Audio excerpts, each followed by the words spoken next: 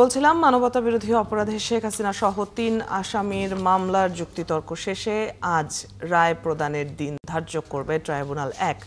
ট্রাইব্যুনালে আছেন আমাদের সহকর্মী সৈকত সাদিক, তার কাছ থেকে জেনে নেব সবশেষ তথ্য। সৈকত, রায়ের দিন কখন ঘোষণা হবে এবং এ পর্যন্ত কি কি তথ্য জেনেছেন এ বিষয়ে? আন্তর্জাতিক অপরাধ ট্রাইব্যুনালে আজকে খুবই গুরুত্বপূর্ণ একটি মামলা শুনানি। আপনি জানেন যে এই জুলাই অভ্যুত্থানের পর এই ট্রাইব্যুনাল পুনর্গঠিত হয় এবং গঠিত হওয়ার পর ক্ষমতাসীন আওয়ামী লীগের যে প্রধানমন্ত্রী ছিলেন শেখ হাসিনা এবং তার মন্ত্রী ছিলেন সাবেক স্বরাষ্ট্রমন্ত্রী আসাদুজ্জামান খান কামাল ও সাবেক আইজিপি চৌধুরী মামুনের বিরুদ্ধে যে মামলাটি দায়ের হয়েছিল সেই মামলায় আজকে কিন্তু রায়ের জন্য অপেক্ষামান, মানে রায় কবে দেওয়া হবে সেক্ষেত্রে যেহেতু যুক্তিতর্ক শেষ হয়ে গেছে এবং প্রথমে এক সপ্তাহ যুক্তি তুলে ধরেছেন চিফ প্রসিকিউটর তাজুল ইসলাম, এরপর এই মামলায় যুক্তি তুলে ধরেছেন, এই যুক্তি খণ্ডন করেছেন যে আসামি পক্ষে রাষ্ট্রনিযুক্ত আইনজীবী ছিলেন, তিনি যুক্তি খণ্ডন করেছেন সেই আমির হোসেন এবং তিনি গত সপ্তাহে 3 দিন যুক্তি খণ্ডন করেছেন। এবং আজকে এই মামলায় একজন গুরুত্বপূর্ণ ব্যক্তি তার বক্তব্য উপস্থাপন করবেন। তিনি হচ্ছে রাষ্ট্রের সর্বোচ্চ আইন কর্মকর্তা অ্যাটর্নি জেনারেল মোহাম্মদ আসাদুজ্জামান। তিনি কিন্তু আজকে যুক্তিতর্ক উপস্থাপন করবেন এবং এই মামলার তার যে নিজস্ব অভিমত সেটা তিনি জানাবেন এবং এরপরে কিন্তু এই মামলায় রায়ের জন্য দিন ধার্য করা হবে। আপনি জানেন এই মামলায় ট্রাইব্যুনালের চেয়ারম্যান বিচারপতি গোলাম মুর্তজা মজুমদার নেতৃত্বাধীন 3 সদস্যের বেঞ্চে এই মামলায় কিন্তু দীর্ঘ শুনানি হয়েছে। 54 জন এই মামলায় সাক্ষী দিয়েছেন।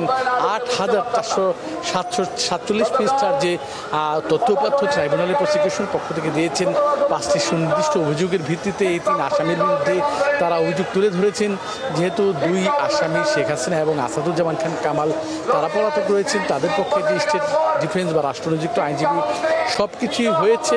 তো আজকেই শুধু রায়ের যে তারিখ কবে ঘোষণা করা হবে সেই দিনটার জন্য সবাই অপেক্ষা করছে। হয়তো বেলা 11:15 পরেই আজকে ট্রাইব্যুনাল বসবে এবং আমরা এখন পর্যন্ত যেটা আদেশকে সব কিছু তো নির্ভর করছে বিচারপতিদের উপর, তারাই নির্ধারিত দিবেন বা তারিখটা নির্ধারণ করবেন যে কবে রায় হবে। তো আমরা বিভিন্ন পক্ষের সাথে কথা বলেছি এবং জানার চেষ্টা করেছি আসলে রায়টা কি নভেম্বরের তারিখটা কি ঘোষণা করা হবে নভেম্বর বা ডিসেম্বরে, সেই বিষয়টা কেউ চূড়ান্তভাবে না বলতে পারলেও আমরা শুনেছি হয়তো নভেম্বর মাস নাগাদ এই মামলাটিতে রায়ের ঘোষণার তারিখ রয়েছে আর কি। তো এই ট্রাইব্যুনাল আজকে শেখ হাসিনার বাইরে কিন্তু আরও কয়েকটি গুরুত্বপূর্ণ মামলার শুনানি রয়েছে।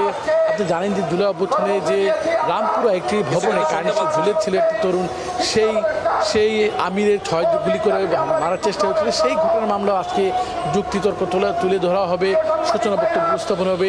এদিকে ট্রাইব্যুনাল 2-এ জাসদের সভাপতি হাসানুল হক ইনুর বিরুদ্ধে অভিযোগ গঠন হবে কিনা সেই বিষয়ে আদেশ দেওয়া হবে। সব মিলে কিন্তু আজকে অদিতি ট্রাইব্যুনাল খুবই গুরুত্বপূর্ণ এবং সারাদিনের সপ্তাহের শেষ দিন কার্যক্রম খুব ব্যস্ততা থাকবে।